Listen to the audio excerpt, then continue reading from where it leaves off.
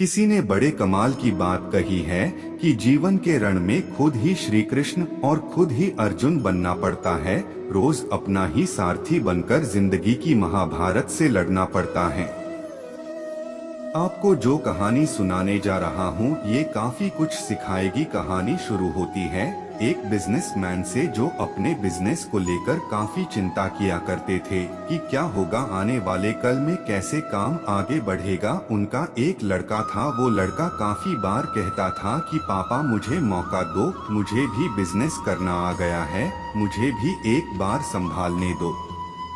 लेकिन वो व्यक्ति कभी मौका नहीं देता था बच्चे को। एक दिन इस बिजनेसमैन को दिल का दौरा पड़ा। हार्ट अटैक की वजह से हॉस्पिटलाइज्ड हुआ, अस्पताल में भर्ती था।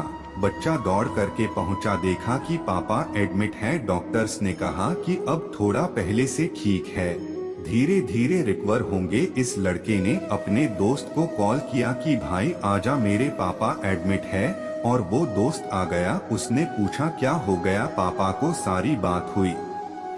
उसके बाद ये जो बिजनेसमैन का लड़का था उसने बोला चलना बाहर चल के आते हैं। बहुत देर हो गई। इधर अस्पताल से बाहर निकले तो एक आइसक्रीम वाला दिखाई दिया। बिजनेसमैन के लड़के ने कहा कि भाई आज आइसक्रीम खाते हैं। वो लड़का चौंक गया।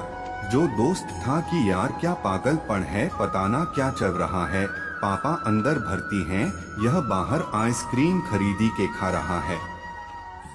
उसके बाद खाने लगे तो वो जो दोस्त था उससे रहा नहीं गया। उसने पूछ लिया इस लड़का से कि भाई समझ नहीं आ रहा है, तुम्हारे बिजनेस का क्या होगा आने वाले कल में, तेरे पापा एडमिट हो गए हैं, उनकी तबीयत ठीक नहीं है, दिल का दौरा पड़ा है, हार्ट अटैक हुआ है, तो यह आइसक्रीम खा रहा है, मुझे समझ ही नहीं आ रहा है। उसने जो बात कही वह ध्यान से सुनी। उसने कहा कि मुझे मालूम है, तो ये सोच रहा हूँ कि मेरे पापा एडमिट है और आइसक्रीम चल रहा है। नहीं, मैं भगवान श्री कृष्ण का बहुत बड़ा भक्त हूँ और उनकी दो बातें हमेशा जिंदगी में याद रखता हूँ। पहली बात जो हम सबको मालूम है कि काम करना है, फल की चिंता नहीं करनी है, तो जो होगा देखा जाएगा। अपने काम पर फोकस करूंगा, बिजनेस भी अच्छा चलेगा। दूसरी बात, मैं तुम्हें एक कहानी सुनाता हूँ, समझ में आ जाएगी। भगवान श्री कृष्ण की जो पत्नी थी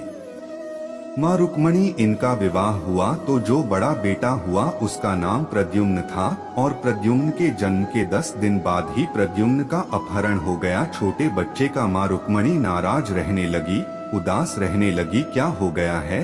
भगवान श्री कृष्ण कहते थे कि चिंता मत करो, प्रद्युम्न ठीक होगा, जहाँ भी होगा तुम स्वस्थ रहा करो, मस्त रहा करो। लेकिन इसी चिंता में रुक्मणी जी के साल बीतते गए। 18 साल के बाद में प्रद्युम्न की वापसी हुई और जब प्रद्युम्न द्वारका वापस आए, भगवान कृष्ण की एक प्रसिद्ध प्रेरणास्पद कहानी है जिसे कृष्ण और सुदामा कहा जाता है।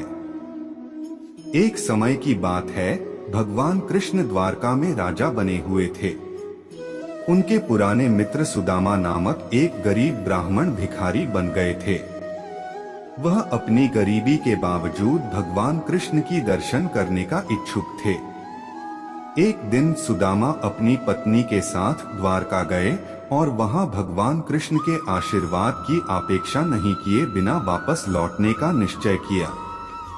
जब सुदामा द्वारका पहुँचे तो वे अपने गरीबी के साथ ही कृष्ण के पास गए और उन्हें एक छोटे से पूछे भर के पकवान लेकर प्रेम और भक्ति से सेवित किया। कृष्ण ने इस आदरपूर्ण भक्ति के प्रति बहुत खुश हुए और सुदामा को अपार धन, धन्यवाद और आशीर्वाद दिए। सुदामा अपने दुखों के बजाय धन्य हो गए और भगवान कृष्ण के प्रति अपनी भक्ति में और भी पक्षपाती हो गए।